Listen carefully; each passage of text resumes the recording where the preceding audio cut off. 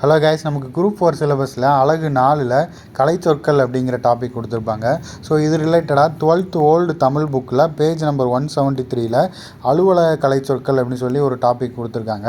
So வாங்க பார்க்கலாம். So இதிலேருந்து போன குரூப் 4ல் டெலிகேட்னா என்ன அப்படின்னு சொல்லி கேட்டிருந்தாங்க. பேராளர் அப்படிங்கிறது தான் டெலிகேட் அப்படிங்கிறதுக்கான அர்த்தம். நெக்ஸ்ட்டு ரெக்கார்டு அப்படின்னா ஆவணம், செக்ரட்டரி அப்படின்னா செயலர், மேனேஜர் அப்படின்னா மேலாளர். பாருங்கள், மேனேஜர் அப்படின்னா மேலாளர், டெலிகேட் அப்படின்னா பேராளர். ஸோ டிஃப்ரென்ஸ் பார்த்துக்கோங்க.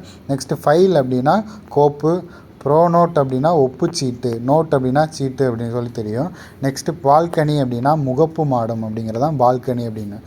லாபி அப்படின்னு சொல்லுவாங்க. லாபி அப்படின்னா ஓய்வறை அப்படிங்கிறதுக்கு அர்த்தம் தான் இந்த லாபி அப்படிங்கிறது.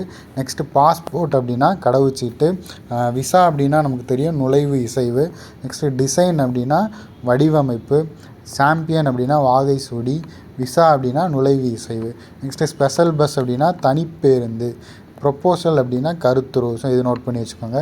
நெக்ஸ்ட் ஆட்டோகிராஃப் அப்படின்னா வாழ்த்தொப்பம். இது வந்து டிஃப்ரெண்ட்டாக இருக்குது, நோட் பண்ணி வச்சுக்கோங்க. நெக்ஸ்ட்டு விசிட்டிங் கார்டு அப்படின்னா காண்பு சீட்டு. நெக்ஸ்ட்டு ப்ரீஃப் கேஸ் அப்படின்னா குறும்பெட்டி. ப்ரீஃபாக எக்ஸ்பிளைன் பண்ணுங்க அப்படின்னா ஷார்ட்டாக வந்து எக்ஸ்பிளைன் பண்ணுங்க அப்படிங்கிறது தான் இந்த ப்ரீஃப் அப்படிங்கிறதுக்கான அர்த்தம். ஸோ ப்ரீஃப் கேஸ் அப்படின்னா குறும்பெட்டி. நெக்ஸ்ட்டு லம்சம் அப்படின்னா திரட்சி தொகை. லஞ்சம் அப்படின்னா கையூட்டு அப்படின்னு சொல்லுவாங்க. லம்சம் அப்படின்னா திரட்சி தொகை, நோட் பண்ணி வச்சுக்கோங்க. நெக்ஸ்ட்டு மெயின் ரோடு அப்படின்னா முதன்மை சாலை. புரோட்டோக்கால் அப்படின்னா மரபு தகவு. செக் அப்படின்னா காசோலை. ரசீது அப்படின்னா பற்றுச்சீட்டு. ஸோ அவ்வளோதாங்க. நன்றி, வணக்கம்.